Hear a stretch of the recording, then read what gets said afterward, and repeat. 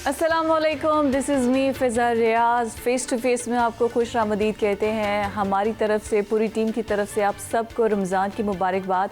रमज़ान आज तो दूसरा रोज़ा है, लेकिन चूँकि रमज़ान में हमारा पहला प्रोग्राम है तो सबको रमज़ान की मुबारकबाद।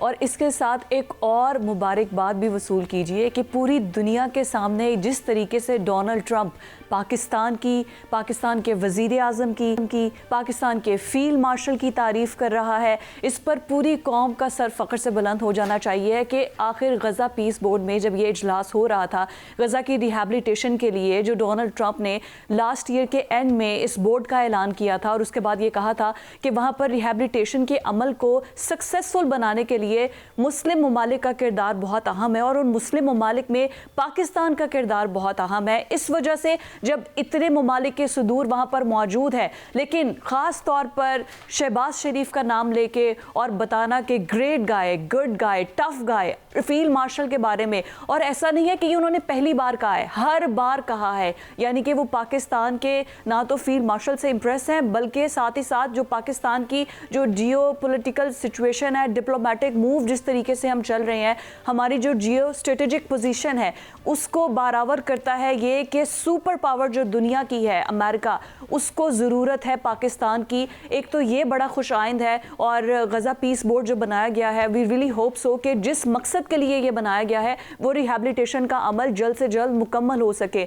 अब इसके साथ साथ एक बड़ी अहम बात कि जब भी पाकिस्तान होता है और पाकिस्तान के फील्ड मार्शल और प्राइम मिनिस्टर होते हैं, तब इंडिया में बहुत आग लगती है, क्योंकि तब डोनाल्ड ट्रंप उनको रियलाइज़ करवाता है कि जब मई में जंग हुई थी उसमें पाकिस्तान ने आपके जहाज़ गिराए थे, बल्कि अब तो बढ़ते बढ़ते तादाद वो 11 तक पहुंच चुकी है। वो कहते हैं कि 11 फाइटर जेट जो हैं वो इंडिया के गिरा दिए थे। तो इस चीज़ को हज़म अभी तक इंडिया नहीं कर सका है। वो चाहे राफेल की जितनी मर्जी डीले कर ले फ्रांस के साथ, 114 अपने जहाज़ भी मंगवा ले, लेकिन जिस तरीके से पाकिस्तान ने उन्हें शिकस्त दिया ना, उस चीज़ को डोनाल्ड ट्रंप जिस तरीके से रजिस्टर्ड कर रहा है, ये बड़ा काबिल सिताइश है। और हम अपने प्रोग्राम का आगाज़ जो करेंगे वो गज़ा पीस बोर्ड के इजलास जो हुआ है उसी से ही बात को शुरू कर। मैं अपने गेस्ट के इंट्रोडक्शन की तरफ चलती हूँ। हमारे साथ Major General retired Samrez Salik साहब मौजूद हैं, air vice marshal retired Ejaz Mahmood Malik साहब हैं, और शहजाद हुसैन भट्ट साहब जो कि हमारे परमानेंट पैनलिस्ट हैं, हमारे साथ मौजूद हैं प्रोग्राम में। सबसे पहले मैं एजाज साहब आपकी तरफ आऊँगी। जिस तरीके से मैं चाहूँगी कि हम let's go one by one. सबसे पहले तो खुशाइंद है गज़ा पीस बोर्ड बन गया है, इसकी रिहैबिलिटेशन गज़ा वालों की, फ़लस्तीन वालों की, क्योंकि ये पूरी दुनिया अब समझती है और इस चीज़ पर डोनाल्ड ट्रंप ने मोहर लगा दी है कि अगर फ़लस्तीन का मसला हल हो सकता है तो उसमें किरदार सबसे अहम जो होगा वो पाकिस्तान का होगा, पाकिस्तान के फील्ड मार्शल का होगा, वज़ीर आज़म का होगा। अब वहाँ पर जो रिहैबिलिटेशन का अमल शुरू होगा उस पर, और जिस तरीके से वो पजीराई मिली है चीफ को हमारे, मैं चाहूँगी कि उस पर आप प्रोग्राम का आगाज़ इसी बात से करते हैं। पाकिस्तान की जो रियासत की जो पॉलिसी है उसको हमारी मौजूदा लीडरशिप, बिलखुसूस मिलिट्री लीडरशिप जो है वो उसको अपने सिविल पार्टनर्स के साथ मिल के वो इस चीज़ को आगे प्रमोट कर रहे हैं। अब आइए अगर हम बात करें कि ये पीस बोर्ड जो है उसमें अगरचे इसकी TOR जो हैं वो बहुत डिटेल्स में अभी तक वो शेयर नहीं हुई, लेकिन हमें इसमें ये देखना चाहिए कि पाकिस्तान का क्या रोल होगा। पाकिस्तान, देखिए, वो तमाम मुसलमान ममालिक जो इसमें हिस्सा ले रहे हैं उसमें पाकिस्तान सबसे बड़ी कुव्वत है। पाकिस्तान के पास वो इस्लामिक न्यूक्लियर पावर, देखिए न्यूक्लियर पावर होना तो चले, वो तो एक हमारे लिए प्रेस्टीज की बात है, क्योंकि इस पर्टिकुलर सिनेरियो में तो जो एप्लीकेशन होगी, जो स्टेबलाइजिंग फोर्स के तौर पे वहाँ पे जो भी फोर्सेस जाएंगी वो तो पीस कीपिंग मिशन है, और पीस कीपिंग जो है वो बेसिकली बैकबोन होगी या अम्ब्रेला होगी जिसके अंदर फिर वहाँ पे रिहैबिलिटेशन का काम शुरू होगा। क्योंकि जब वहाँ अमन होगा, जब वहाँ पे जो है स्टेबिलिटी होगी, पॉलिटिकल स्टेबिलिटी और सिक्योरिटी के एतबार से स्टेबिलिटी, तो जब भी वहाँ पे जो इंटरनेशनल एजेंसीज हैं, डोनर्स हैं, वो वहाँ पे आके रीहैब का काम शुरू कर सकेंगे। तो ये तो एक प्री रेक्विजिट है, इसमें यकीनन पाकिस्तान का एक बड़ा अच्छा पॉजिटिव रोल हो सकता है। मैं भट्ट साहब आपकी तरफ आऊँगी। अब ये जो पीस बोर्ड बना दिया गया है जिसमें बड़ी तारीफ़ें भी हम कर रहे हैं, मैं चाहूँगी कि सबसे पहले तो उनके जो हमारे व्यूअर्स की आसानी के लिए आखिर इसका मकसद होगा क्या? अब ये जो पैसे देने की डोनाल्ड ट्रंप ने 10 बिलियन की, सिर्फ उसी ने पैसे देने हैं या बाकी तमाम जो इस बोर्ड के मेंबर्स हैं वो भी कोई रिहैबिलिटेशन में हिस्सा डालेंगे? देखें काबिल एहतराम फ़िज़ा रियाज साहिबा, बात यह है कि डोनाल्ड ट्रंप की क़यादत में बैनुल-अक़वामी मिशन बोर्ड ऑफ पीस जो है वो कायम किया गया है, जिसका मकसद जो है वो गज़ा की तामीर नौर, अमन इस्तेहकाम वगैरह सारी चीज़ें लानी है। अच्छा, इसमें तकरीबन 17 बिलियन डॉलर की रकम अभी तक सामने आई है, जिसमें से 10 बिलियन डॉलर तो अमेरिका खुद प्रोवाइड करेगा, जबकि 7 दीगर ममालिक, तो टोटल रकम 17 की हो जाएगी। इस 17 बिलियन डॉलर के साथ साथ आप 20,000 फौजियों की तादाद डाल दें जो मुख्तलिफ ममालिक देने जा रहे हैं। इंडोनेशिया है, मराकश है, कजाकिस्तान है और दीगर ममालिक है, वो इसमें 20,000 फौज तक भी साथ चल रहा है। अब सवाल ये है, यहाँ पर ज़रा गौर कीजिएगा बात को, कि अगर आप पूरे अमरीकी अखबारात का मुताला कर लें, आप गार्डियन को देख लें, आप किसी भी इंटरनेशनल मीडिया को ज़रा गौर करें, तो वो क्या कह रहा है? वो तो ये कह रहा है कि जनाब वहाँ पर फौजी अड्डा एक बनाने की बातचीत चल रही है और उस फौजी अड्डे में 5,000 एहलकार जो होंगे वो तैनात होंगे। 350 एकड़ पर ये मुहित होगा। 26 फौज बलकर हथियारों की रेंज, स्टोरेज, खारदार तारे, इधर उधर यार एक बड़ा किला नुमा जो महल जो है ना, वो तामीर जो है वो किया जा रहा है। अब सवाल यह है कि इस नौयत का कोई बाज़ाब्ता मंसूबा ना तो अमरीकी जो है वो महकमा दफा ने तस्लीम किया और ना ही कांग्रेस में इसकी मंजूरी अभी तक सामने आई है। अच्छा, दूसरी बात, अगर आप इसको दूसरे एंगल से देखेंगी तो ये बोर्ड ऑफ पीस जो है, दरअसल ये इसको हम एक स्ट्रेटजिक स्ट्रक्चर के नाम पे कह सकते हैं। पाकिस्तान इसमें शामिल है, पाकिस्तान गया है, पाकिस्तान के प्राइम मिनिस्टर की, फील्ड मार्शल की बहुत इज्जत हुई है और अमेरिका का सदर जो डोनाल्ड ट्रंप है वो जान जान के साड़ता है भारत को। मैं समझता हूँ उसको मोदी से कोई छेड़ है कि उसने जान के कहना 5 तैयारे, 6 तैयारे, 10 तैयारे, 11 तैयारे। मुझे यकीन है कि अगली तकरीर में वो 12 तैयारे करके मोदी को फिर आग लगाएगा। उसको पता है जब एक तादाद बढ़ाता हूं तो मोदी सो नहीं सकता। अच्छा, वापस आता हूं आपकी बात पर। आज आप जरा गौर करें कि फिलहाल बोर्ड ऑफ पीस की जो बात कर रही है, कुक क्या हुआ है? बनिया की ये कर बना ये है कि बोर्ड ऑफ पीस का जो क्याम है, पहला इजलास तो हो चुका है। अहम माली और फौजी वादे मुद्दे सामने आ गए हैं। 5,000 एहलकारों वाला बेस मंसूबा बन गया है। अब अगर आप कहते हैं कि जी 5,000 फौजी एहलकार और सारे ये बेस वगैरह, तो आखिरी 4 लाइनें इसको ऐसे वाइंड अप किया जा सकता है कि मुझे ये समझ नहीं आ रही कि ये मिलिट्री बेस यूएस के तौर पर मंजूर होता है तो सदर इसको बराह रास्त कंट्रोल कर सकते हैं।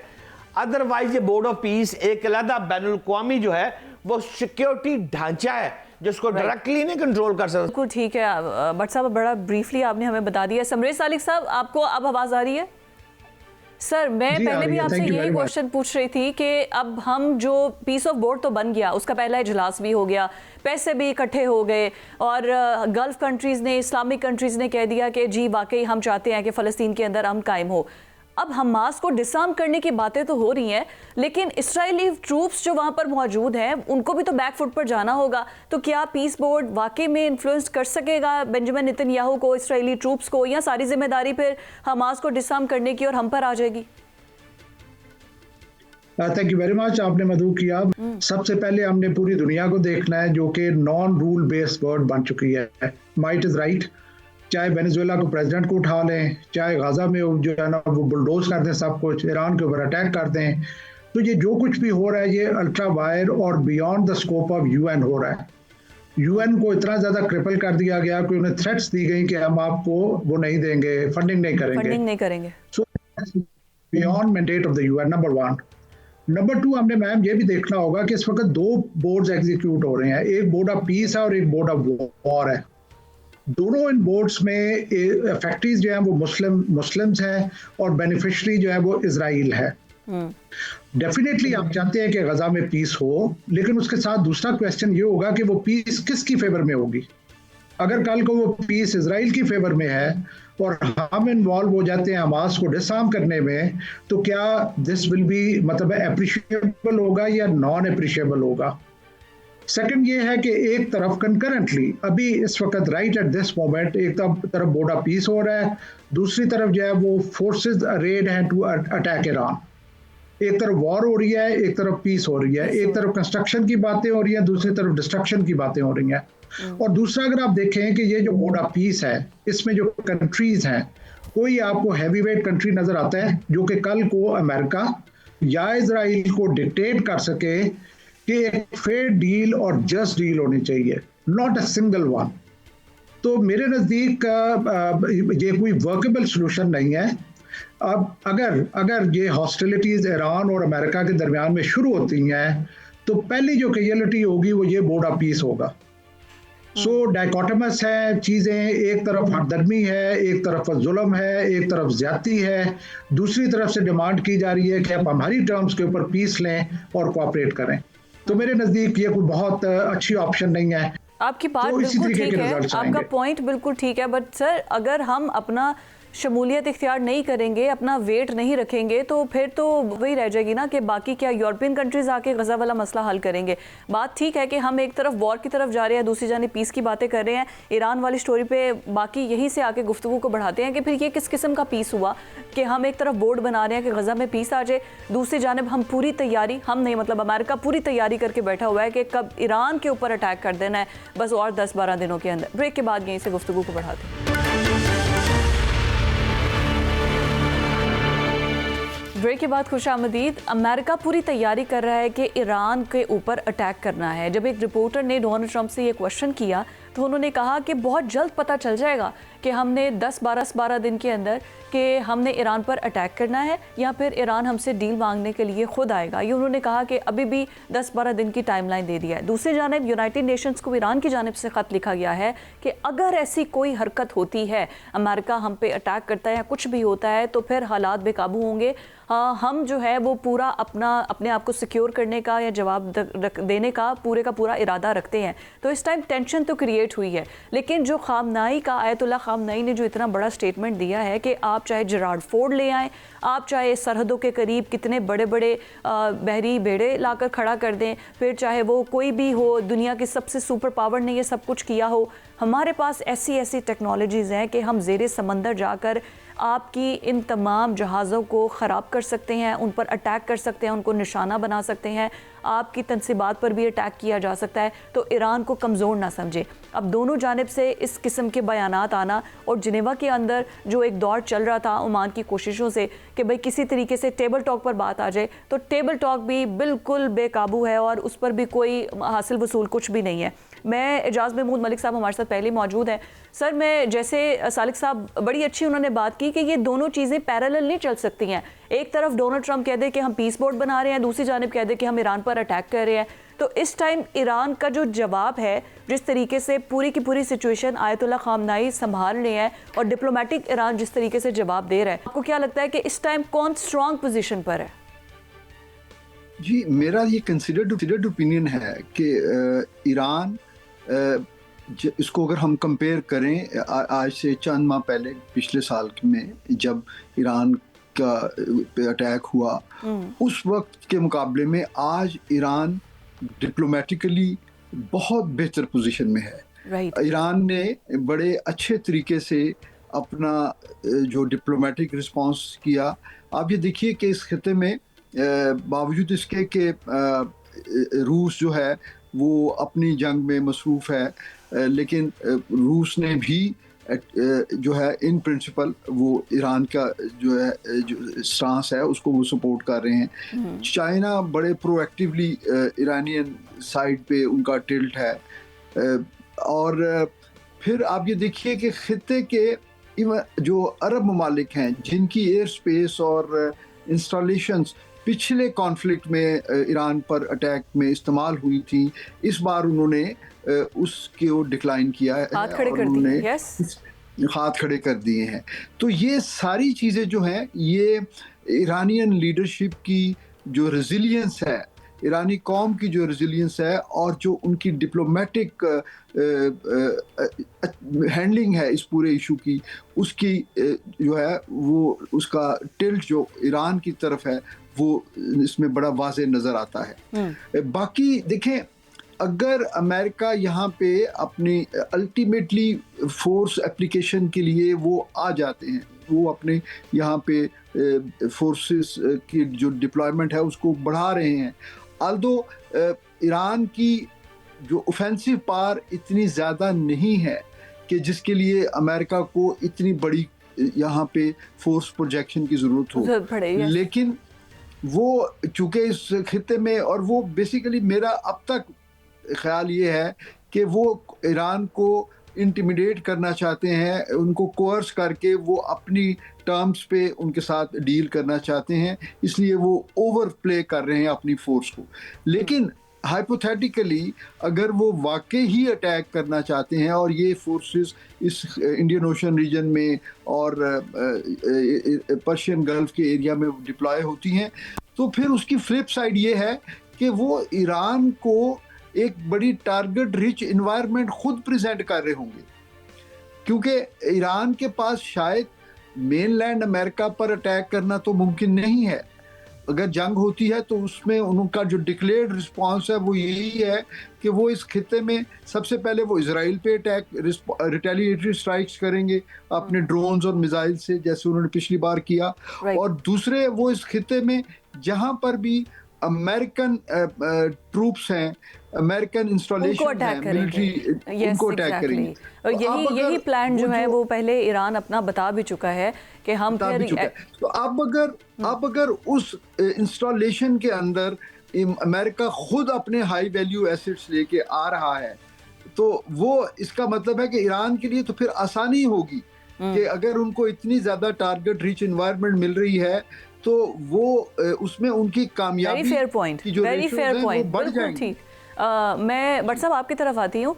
ये अभी जिस तरीके से मलिक साहब बड़ा डिटेल में उन्होंने हमें समझा दिया, जाहिर है ये तो ईरान को मज़ीद एक तरीके से स्ट्रेंथन करने वाली बात होगी, लेकिन ये जो नई तस्वीर आ रही हैं हम देख रहे हैं, रॉयटर्स ने भी ये पब्लिश की हैं, ये जो सैटेलाइट के ज़रिए, उनमें तो वो आ रहा है कि अब अगर वो हैवी बम्बार्डमेंट की, जैसे B-2 मिसाइल किए थे जो कि ज़ेर ज़मीन जाके उनकी प्रॉपर जो इंस्टॉलेशन थी न्यूक्लियर उनको डिस्ट्रॉय कर रहे थे, उन पे तो कंस्ट्रक्शन हो रही है। ज़रा ये मामला क्या है, ज़रा खुल के समझाएं। देखें फिजा, मैं आपको 2-3 एंगल देता हूँ मुख्तसर से वक्त में। पहली बात, अगर ज़रा आप गौर करेंगी तो ईरान के पास 28 से 30 आबदोज़ों पर मुश्तमल बेड़ा जो है अपनाए हरमज़ में, वो अमरीकी बेड़े का मुकाबला करने के लिए तैयार है। फिर उसके बाद छोटी छोटी आबदोज़ें हैं जो घात लगा कर तंग समुद्री रास्तों के जरिए उसको हिट करती हैं, उसको नुकसान पहुंचाती हैं। गो कि उसको तबाह बर्बाद तो नहीं कर सकती, लेकिन वो मामला इतना पेचीदा बना देती हैं कि ईरान को एकदम आप कहना कि आप हजम कर जाए, जैसे मगरमच्छ मुंह खोलता है मच्छी बीच के अंदर, ऐसे नहीं होगा। वो मामला पेचीदा है, चाहे दरिया में हो चाहे मगरमच्छ में हो। अच्छा, दूसरी जानिब इसका दूसरा पहलू देखें, एक तरफ तो वो ये चीजें कर रहा है और दूसरी तरफ वो अपनी चीजों को सेव करता जा रहा है, क्योंकि उसको टाइम मिलता जा रहा है। जितना टाइम उसको मिल रहा है अमेरिका दे रहा है, डे बाय डे मैं समझता हूं कि ईरान स्ट्रांग होता जा रहा है, मजबूत होता जा रहा है। मिसाल के तौर पर इस्फहान न्यूक्लियर टेक्नोलॉजी सेंटर, अच्छा मैं 3-4 नाम ले लेता हूं, आप इसको पार्चिन का नाम ले लें। अब ये देखिए कि सुरंगों के जो दाखिली रास्ते थे वो उसने बंद कर दिए, महफूज कर दिए।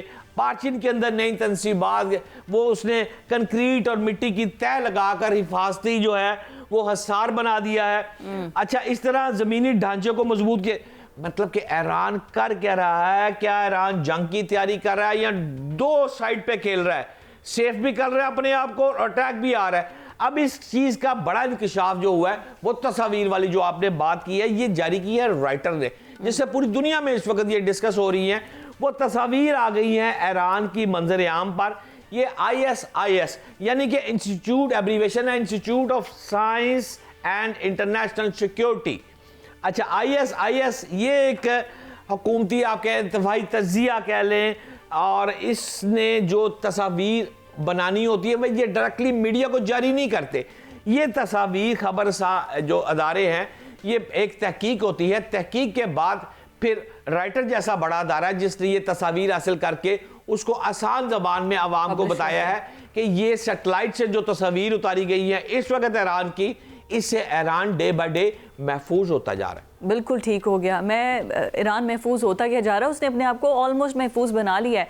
बट समरे सालिक साहब, जिस तरीके से रॉयटर्स की तस्वीर की हम बात कर रहे हैं और हम जैसे ईरान की डिफेंसिव पोजीशन की बात कर रहे थे, आपको क्या लग रहा है कि जिस तरीके से डोनाल्ड ट्रंप इसराइल का मुद्दा उठाकर लेकर आ रहे हैं कि आप न्यूक्लियर पावर भी अपना पूरा का पूरा हैंड उस पर ख़त्म कर दें, आप अपने मिसाइल रेंज को भी कम कर दें, आप जहाँ जहाँ पर आपकी प्रॉक्सीज़ हैं आप उनको भी सपोर्ट ना करें और किसी एक बात मानने को ईरान तैयार नहीं है, क्या वाकई ईरान के पास इतनी डिफेंसिव पोजीशन इतनी स्ट्रॉन्ग है कि टेबल टॉक में भी वो इनकी कोई बात मानने को तैयार नहीं?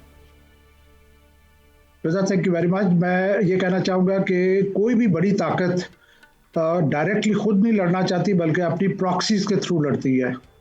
इट इज़ सो सरप्राइजिंग कि बजाय इसके कि इजराइल अमेरिका की प्रॉक्सी हो, इस वक्त अमेरिका इजराइल की प्रॉक्सी बन चुका है। एब्सोल्युटली।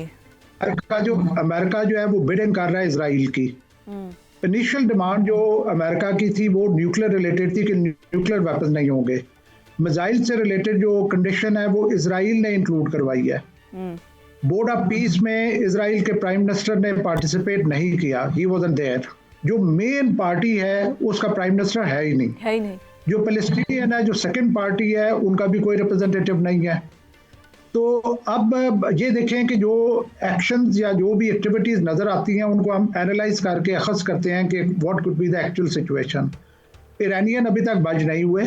एक सुपर पावर आई, उसने ईरान को डराने और धमकाने की कोशिश की। ईरानियंस अभी तक बच नहीं हुए। ईरानियंस ने जो पहला राउंड ऑफ टॉक्स था उसकी वेन्यू चेंज करवाया फ्रॉम इस्तांबुल टू सना अमान, उसका एजेंडा चेंज करवाया और वो किसी फॉर्म में भी अपनी कोई वीकनेस नहीं शो कर रहे, चाहे अवामी अवाम है, चाहे अवामी लीडर्स हैं।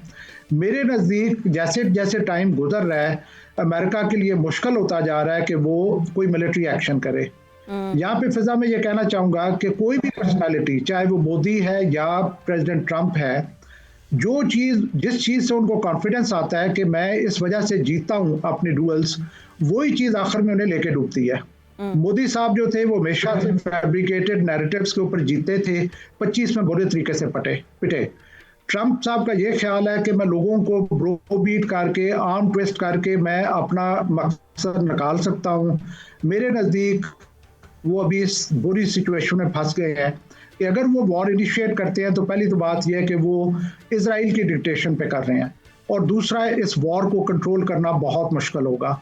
जो प्राइस अमेरिका को लाइकली पे करनी पड़ सकती है वो बहुत हैवी होगी। और यही बात डोनाल्ड ट्रंप की पूरी इलेक्शन कैंपेन यही थी कि अमेरिकन टैक्स पेयर पैसा हम क्यों जो है वो वॉर के अंदर झोंक दें, बल्कि हम चाहेंगे कि वो टैक्स पेयर पैसा इन्हीं पर लगे। ये सबसे बड़ा, फिर अपने आप को वो पीस उसके लिए नॉमिनी भी कर रहे हैं, तो फिर ये सब चीज़ें बहुत पैरेलल। बिल्कुल ठीक है, आपका पॉइंट बिल्कुल वैलिड है। लेकिन इंडिया वाली आपने जो बात की है, मैं भट्ट साहब आपकी तरफ आऊँगी, जो मलिक साहब बात कर रहे हैं, सालिक साहब, कि वाकई में इंडिया हमेशा अफगानिस्तान को प्रॉक्सी के तौर पर इस्तेमाल करता है पाकिस्तान को डैमेज करने के लिए। अब ये जो यूनाइटेड नेशन सिक्योरिटी काउंसिल ने जो रिपोर्ट दी है, उन्होंने कहा कि बिल्कुल ऐसे ही है। बाकी दहशतगर्द तंजीमें वहाँ पर ना सिर्फ तालिबान गवर्नमेंट उनको फैसिलिटेट कर रही है बल्कि उनको बाकायदा तौर पर उनको बचा रही है और पाकिस्तान बहुत बुरे तरीके से दहशतगर्दी का मुकाबला कर रहा है। देखिए फिजा, ये सच है, नवश्ता दीवार है, रिटर्न ऑन द वॉल है, जो मर्जी कह लो कि अफगानिस्तान से दहशतगर्दी एक्सपोर्ट हो रही है, ये सच है।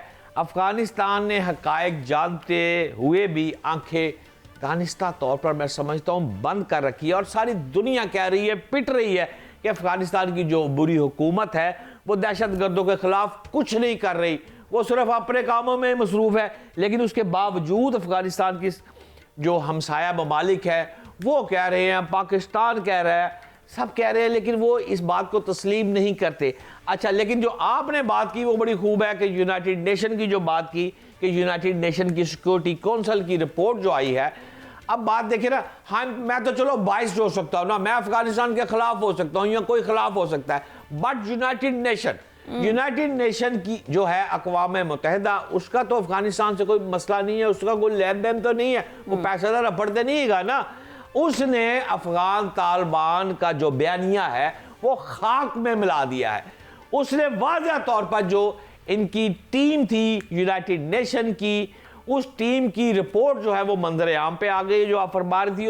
उस रिपोर्ट के मुताबिक अफगानिस्तान में दहशतगर्द ग्रोहों की मौजूदगी खित्ते के लिए तशवीश है। अफगानिस्तान से पाकिस्तान पर हमलों में इजाफा हुआ है। बिल्कुल है, मैं नहीं कह रहा, सिक्योरिटी काउंसिल की रिपोर्ट कह रही है। लेकिन उसके बावजूद भी जब उनसे बात की तो अफगानिस्तान कहते हैं कि हमारे यहाँ तो कोई दहशतगर्द मौजूद नहीं, किसी रुकन मुल्क हम तो तस्लीम ही नहीं करते कि हमारी सरजमीन आपके खिलाफ बात ही नहीं है। हाँ, अच्छा, यूनाइटेड नेशन कह रहा है कि उनका मौकफ ये दे रहा है, और साथ फिर वो कह रहा है, यूनाइटेड नेशन ही कह रहा है कि टीटीपी को अफगानिस्तान में ज्यादा आजादी, और 3 लाइनें ना पढ़ दो अगर आप इजाजत दें जो उन्होंने लिखा हुआ है मेरे सामने। टीटीपी को अफगानिस्तान में ज्यादा आजादी और सहूलत मिली, जिसके नतीजे में पाकिस्तान के खिलाफ हमले बढ़े और कशीदगी में इजाफा हुआ। यानी वाज़ह तौर पर ये चीज़ें लिख रहा है। ये स्टेटमेंट है जिसमें यूनाइटेड नेशंस ये कह रहा है। अब इसमें आपकी, मेरी और पाकिस्तान की और इस तरह की नहीं है, ये जो यूनाइटेड नेशन है ये उसकी राय है, उसमें बता रहा है। हम तो अब हमारा तो ये मौक़िफ़ शुरू से ही था। बहुत शुक्रिया तमाम पैनलिस्ट का। और इसके बाद हमने क्रिकेट पर बात करनी है। छोटे से ब्रेक के बाद बाबर आजम कंट्रोवर्सी और शादाब खान की एक ब्रेक के बाद डिस्कस करते हैं। मुबारक हो जी, सुपर 8 मरहले में पाकिस्तान तो पहुंच चुका है। कैसे पहुंचा है वो एक अलग डिबेट है, लेकिन इस वक्त कंट्रोवर्सी है शादाब खान की स्टेटमेंट पर। वो तो कह रहे हैं कि ये जो हम पे इतनी बड़ी बड़ी बातें करने वाले हैं, खुद इंडिया से जीते हैं। जब भी फाइनल के सामने आता है तो हम पे ऐसी बातें कर रहे हैं, हम ही थे चैंपियंस ट्रॉफी में जो जीत गए, बाकी और कोई नहीं जीता। मोहम्मद यूसुफ ने एक नई बहस छेड़ दी है कि भाई मैंने तो बाबर आजम से तंग आकर रिज़ाइन किया था क्योंकि वो इन एक्शन नहीं थे, अच्छा परफॉर्म नहीं कर रहे थे, और इनके ख़िलाफ़ बात करना या इनको ब्रेक देना, इसका मतलब है कि जो भी यहाँ पर इनके ख़िलाफ़ बात करेगा वो सस्टेन नहीं कर सकता। इस वजह से तंग आकर मैंने इस्तीफ़ा दे दिया है। इसी सारी कंट्रोवर्सी पर बात करने के लिए हमारे साथ डॉक्टर नुमान साहब ने किया है, क्रिकेट एक्सपर्ट हैं। और बट साहब, पहले आई गेस उन्हीं से हम स्टार्ट करते हैं। Sir, welcome to the show. पहले ये बताइए कि ये जो कंट्रोवर्सी शादाब ने छेड़ दी है, मतलब कि अगर पहले कोई नहीं जीता तो उसने अपने आप को ग्रीन कार्ड दे दिया है कि हम भी नहीं जीते, तो कौन सी बड़ी बात है? देखें, इसमें ना आपको थोड़ा सा डेप्थ में जाना पड़ेगा। एक तो ये है कि आपने कभी इंस्टीट्यूशंस बनाए नहीं, और ये मैं तो खैर I belong to the generations of 1990s जब ये खेल रहे थे, and I been with them. वो एक्स्ट्राऑर्डिनरी स्पोर्ट्समैन थे, इंडिविजुअली ब्रिलियंट थे और वर्ल्ड कंपैटिबल थे। दुनिया में वो compete करते थे, सुपरस्टार्स थे, लेकिन उनके अपने इश्यूज थे। आईसीसी के टूर्नामेंट में यस वो नहीं जीत पाए, लेकिन उन्होंने बहुत सारी फतवात हासिल की और वो compete करते थे at an equal level with in any international team. Australia में हम 1996 के बाद कभी कोई टेस्ट मैच नहीं जीते, दैट्स ट्रू। अच्छा, अब हुआ क्या है कि देखें, ये दोनों तरफ की रिस्पॉन्सिबिलिटी बनती है। So I am not going to play any devil's advocate. बात बड़ी सिंपल सी है कि जो सीनियर प्लेयर्स होते हैं, जो हम लोग अगर सीनियर्स हैं, तो हमारा भी एक फ़र्ज़ बनता है कि हम लोग पर्सनलाइज चीज़ों को ना करें और पिन पॉइंट क्रिटिसिज्म में ना करें। आप टेक्निक पे करें, मेथड पे करें, सिलेक्शन पे करें, मेरिट पे करें, लैक ऑफ मेरिट पे करें, फेवरेटिज्म पे करें, नेपोटिज्म पे करें, लेकिन आप कभी आपको नहीं चाहिए कि पर्सनलाइज करें। अब हुआ क्या है कि हमारे यहाँ मीडिया चैनल्स की भिरकमार लग गई, और ये जो एक्स क्रिकेटर्स हैं, कभी ये कोच बन जाते हैं, कभी हेड कोच बन जाते हैं, कभी ये सिलेक्टर बन जाते हैं, कभी एडवाइज़र बन जाते हैं, कभी मेंटोर बन जाते हैं, कभी टीवी एनालिस्ट और एक्सपर्ट बन जाते हैं। तो उसमें भी इनकी बहुत सारी चीज़ें ये कह जाते हैं जब ये बैठे होते हैं। अच्छा, सेकेंडली अगर आपने देखा हो, जो 70s के ग्रेट्स थे, ठीक है कि सरफराज नवाज फटे करते थे, बट ऐसा नहीं होता था कि वो स्पिल करें, डर्टी लिनन वॉश करें इन पब्लिक। जहाँ तक अब शताब का ताल्लुक है, again equally a big culprit. यार, आपको पता है कि ठीक है कि आप एक गन क्रिकेटर रहे हो, T20 के आपके कॉन्ट्रीब्यूशंस हैं, आपने 2 टाइटल्स जीते, एक चैंपियंस ट्रॉफी जीती है, और उसके अलावा आप लोग फाइनल में पहुंचे, इंडिया को हराया आपने 2021 में दुबई में, ठीक है, मान लिया हमने। लेकिन इस वक्त आप इंजरी के बाद आए हो, 2 साल से आप आउट नहीं कर पा रहे। इनिशियली आप एज ए बॉलर आए थे, बॉलिंग ऑलराउंडर आए थे, उसके बाद आपने अनफॉर्चुनेटली, आयरॉनिकली, आप माइक हैसन के साथ मिल गए, इस्लामाबाद यूनाइटेड में आप नंबर 3 पे बैटिंग करने लग गए, और आपकी बॉलिंग में कोई परफॉर्मेंस नहीं थी, और फिर आपकी इंजरी हुई। इंजरी के बाद आपको पैरा ड्रॉप किया गया है, यानी कि आप पाथवे से नहीं आए, रिहैब के प्रॉपर साइकिल से नहीं आए। आपके आने से साफ लग रहा है, मैं आज खुल के बोलूंगा कि आपको अकोमोडेट करने के चक्कर में 15 की टीम का बैलेंस जो है वो अजीबो गरीब कर दिया गया। उसमें बहुत सारे और प्लेयर्स भी अकोमोडेट हुए। फिर जब आप 11 में आते है ना, फेवरेटिज्म है जिसकी आप पहले बात कर रहे थे। लेकिन आई एम अमेज्ड टू सी भट्ट साहब, Zimbabwe is unbeatable in this tournament. आप ये देखिए, ऑस्ट्रेलिया चला गया घर, लेकिन जिम्बाब्वे क्या परफॉर्म कर रहा है भाई, उसकी एनर्जी। मुझे तो लगता है फाइनल में कहीं इंडिया और जिम्बाब्वे ही ना हो जाए। देखें, जिम्बाब्वे ने खूब खेला है, कमाल खेला है, ये बात यहाँ तक सच है। और कल जो प्रेमादासा स्टेडियम में अब मैच होगा, पाकिस्तान ने असल में खेलने हैं अब 3 मैच। पहला न्यूजीलैंड है, इंग्लैंड है और श्रीलंका है। ये 3 मैच खेलकर फिर हमने आना है आगे, और इंशाल्लाह ताला आगे आएंगे भी। लेकिन सवाल यह है कि सेमीफाइनल में हमारा फिर भारत के साथ मुकाबला होने के मुझे तो कभी इम्कान लग रहा है, क्योंकि भारत अगर अपने ग्रुप में टॉप करता है तो फिर पाकिस्तान की टीम ग्रुप में अपने ग्रुप में दूसरे नंबर पर रहती है। तो फिर पाक भारत सेमीफाइनल जो है वो 4 मार्च को कोलंबो में हो सकता है। ये बड़ा दिलचस्प मैच होगा, और मेरी यही उम्मीद है कि जो बज़ाहिर मुझे लग रहा है कि जब 8 मार्च आएगा तब भी फाइनल में पाकिस्तान और भारत की टीमें ही इंशाल्लाह होंगी। लेकिन मैं ज्यादा एक ही इंडिया से हमें कितनी बार हराएंगे, बस करें आप। भाई मजा ही तब आएगा, पैसे ही तब बनेंगे, और जे शाह की नौकरी ही तब बचेगी। अगर 1-2 मैच ना हुए तो याद रखिएगा जे शाह लुढ़क गया है, मोदी के कदमों में गिरा पड़ा है इस वक्त कि मैं तो मर गया, मुसल नकवी लै मरिया।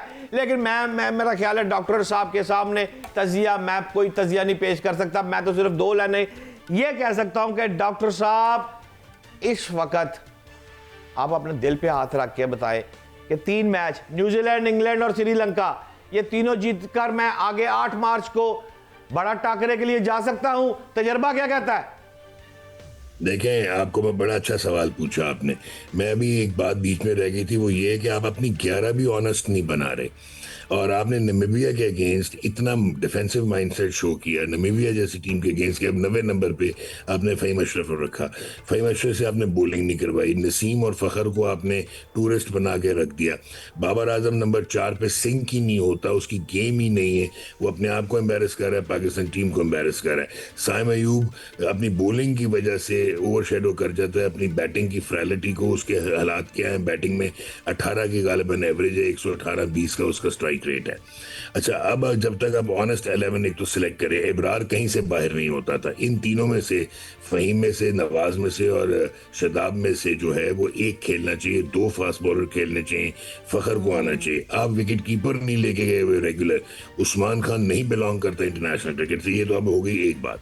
एक तो आप ऑनेस्ट 11 सिलेक्ट करें, फिर प्रेमादासा में न्यूजीलैंड के साथ है, फिर इंग्लैंड और श्रीलंका के साथ हमने खेलना है कैंडी में, पालाकीले में। वहाँ पे आपको 2 फास्ट बॉलर चाहिए होंगे।